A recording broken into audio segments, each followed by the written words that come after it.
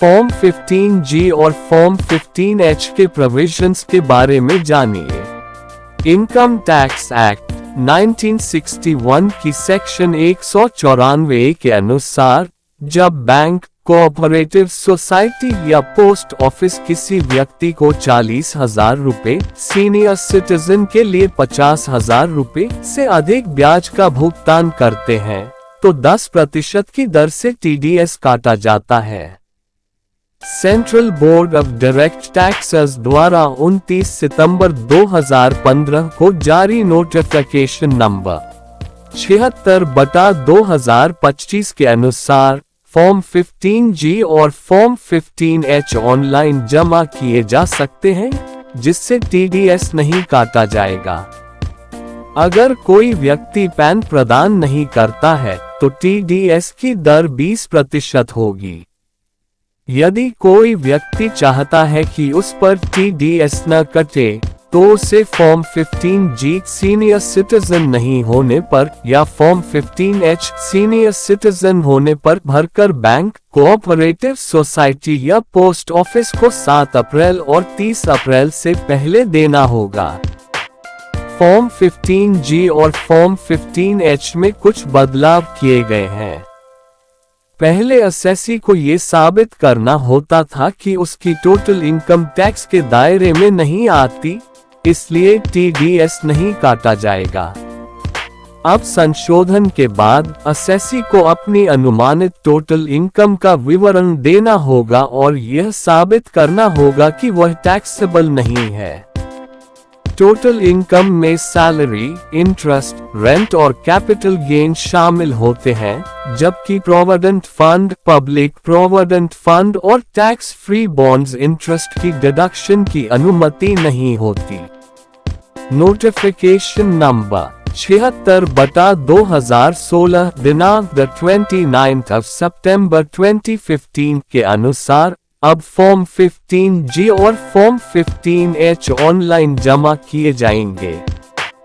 Director को यह form मिलने के बाद वह CBDT को सूचना देगा और फॉर्म को यूनिक आइडेंटिफिकेशन नंबर UIN दिया जाएगा। डायरेक्टर को ये UIN और टैक्स पेयर का सेल्फ डिक्लेरेशन क्वार्टरली स्टेटमेंट में दिखाना होता है। इन फॉर्म्स को 7 वर्षों तक सुरक्षित रखना होता है। अब ये फॉर्म्स ऑनलाइन सबमिट होते हैं, इसलिए इनकम टैक्स ऑफिसर को पेपर कॉपी देना आवश्यक नहीं है। किसे कौन सा फॉर्म देना है?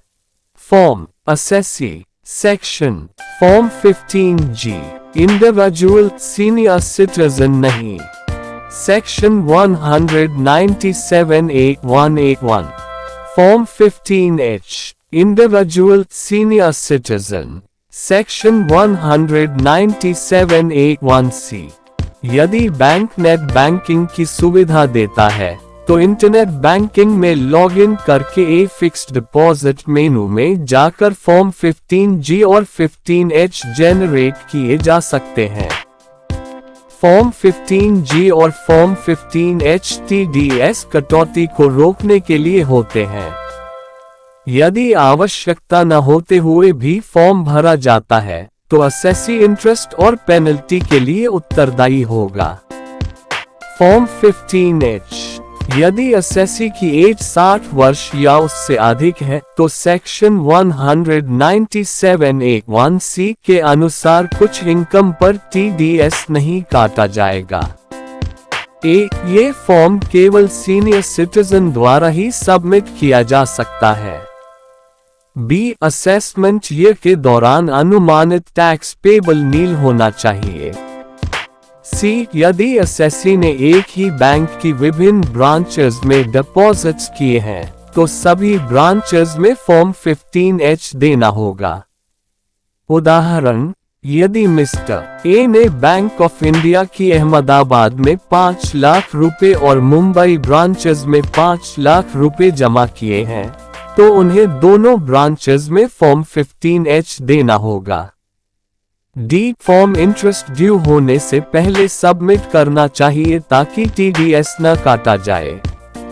अन्यथा बैंक TDS काट लेगा और बाद में रिफंड क्लेम करना पड़ेगा। फॉर्म 15G इंडिविजुअल और हाफ असेसी फर्म या कंपनी नहीं को फॉर्म 15G देना होता है। एज 60 वर्ष से कम हो। बी जो नियम फॉर्म 15H के लिए लागू होते हैं वही यहाँ भी लागू होते हैं। सी यदि इंटरेस्ट और डिविडेंड से प्राप्त टैक्सेबल इनकम 2,50,000 रुपए से कम है तो फॉर्म 15G दिया जा सकता है। डी ये फॉर्म फिक्स्ड डिपॉजिट पर इंटरेस्ट ड्यू होने से पहले सबमिट करना चाहिए। यदि गलत जानकारी देकर फॉर्म सबमिट किया गया है तो इनकम टैक्स एक्ट 1961 की सेक्शन 277 के तहत पेनल्टी लग सकती है। अगर कंसील्ड इनकम 25 लाख रुपए से अधिक है तो 6 महीने से 7 साल तक की जेल और जुर्माना। 2 अन्य मामलों में 3 महीने से 2 साल तक की जेल और जुर्माना।